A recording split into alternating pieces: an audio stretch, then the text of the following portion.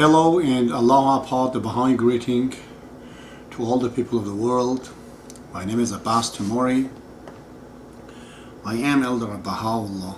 My position is to promulgate the Baha'i faith, and as Shoghi Effendi in the World Order of Baha'ullah explains, to also enlighten the dispensation of the past and their reality and strengthen their foundations. So as the regimes that exist in the world, if it could be any help towards them.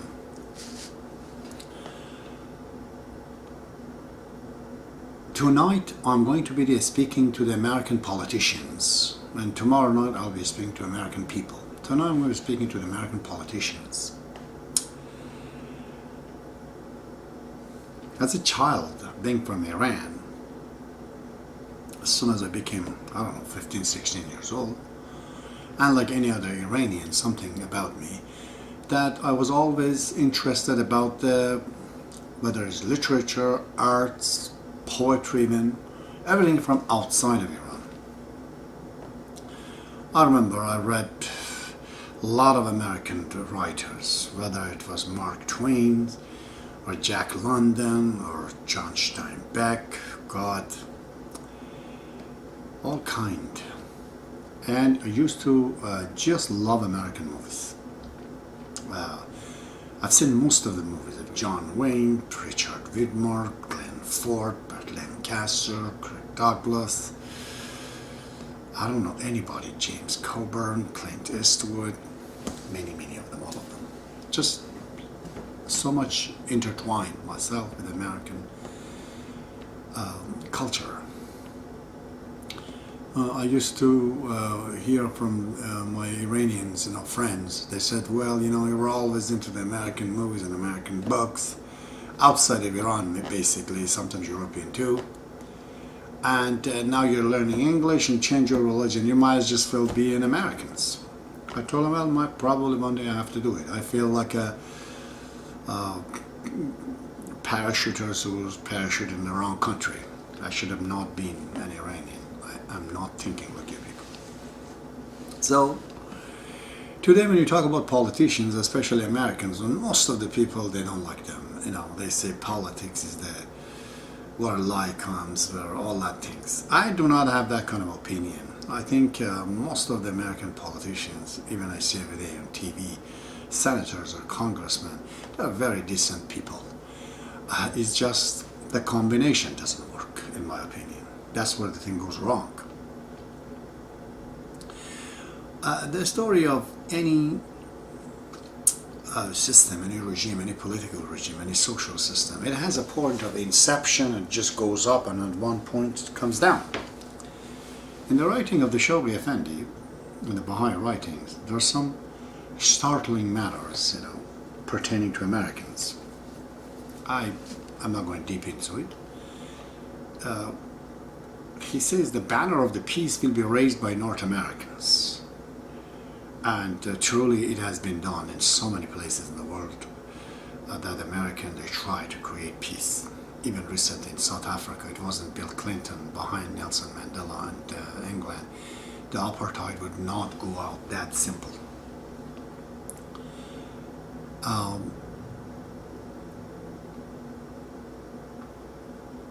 But it starts from one point and just goes down and it just dies out. This is basically any regime in the history is, unless they seriously starting to change their system.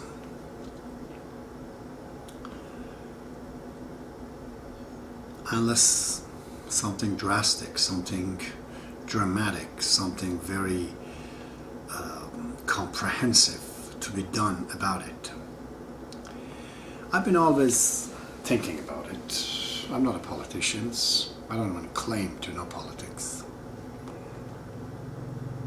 Of the kind people do, I know definition of politics.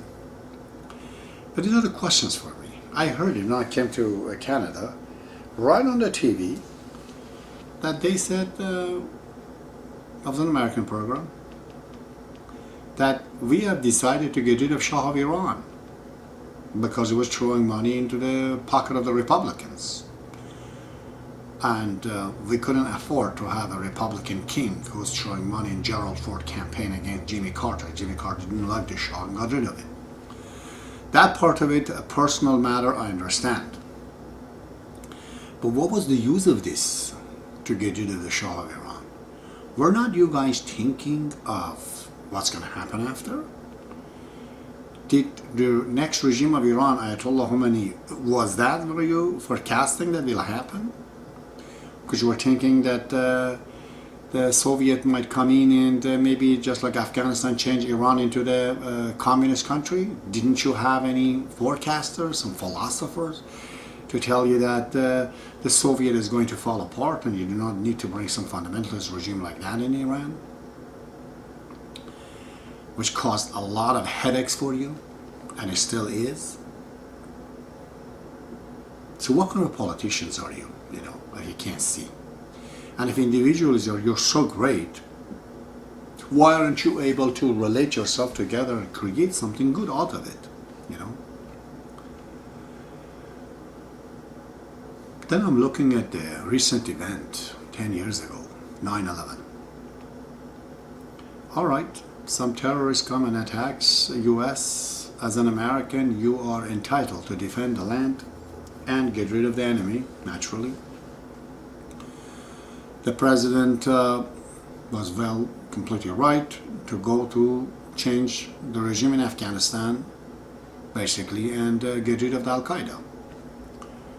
That part of it we know, and it was so great because meantime the Afghani women, they all became emancipated, and country is on the right track. That part of it is understand. So you know better than me geography, but I'm saying for all the people that hear it, this is Afghanistan on the east, Iran is in the center, and Iraq is on the west. Why would you guys jump from Afghanistan all of a sudden into Iraq and let Iran to go? You didn't want to get rid of the Iranian regime? You didn't have enough document against Iranian regimes?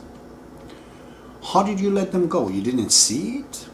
Is there a conspiracy against people and against the government US by the politicians? Or simply an ignorant politicians as the worst conspirator of all? Ignorance is the conspiracy. That's what it is. So I don't understand. You want to bring democracy in Iraq. You don't know that majority of them are Shiites, fundamentalists? All the holy places are there. And if a democracy comes in Iraq, well, majority of Shiites, wouldn't they become friend of Iran as the neighbor? And then the whole stability of the system will be shaken. Well, as soon as you jump from Afghanistan to Iraq, the Iranian clergies, they said, God is with us. They did not see us. They just jumped over to Iraq. As for the Iranian regime, it was very clear at the very beginning that they are anti-Americans. But Saddam Hussein was on the CIA payroll. This guy was a secular Muslim, a very bad dictator, but still American friend, not American enemy, for that matter. So you get rid of him to create democracy in Iraq, not knowing majority of Iraqis are Shiites, and naturally they would go back to become friendly with Iranians. And Iranians, knowing that you're going to come back to them later, what would they do? They send all their energy and money and soldiers to fight with you in Iraq as they are doing it right now. And you never win in Iraq because of the influence of Iran. What would you do this?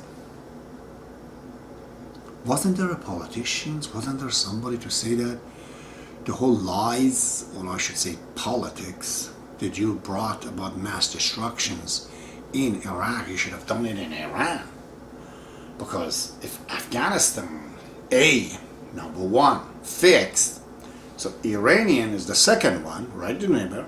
If they become a secular regime, American friendly, which they're all American friendly right now, Iranians, completely ready.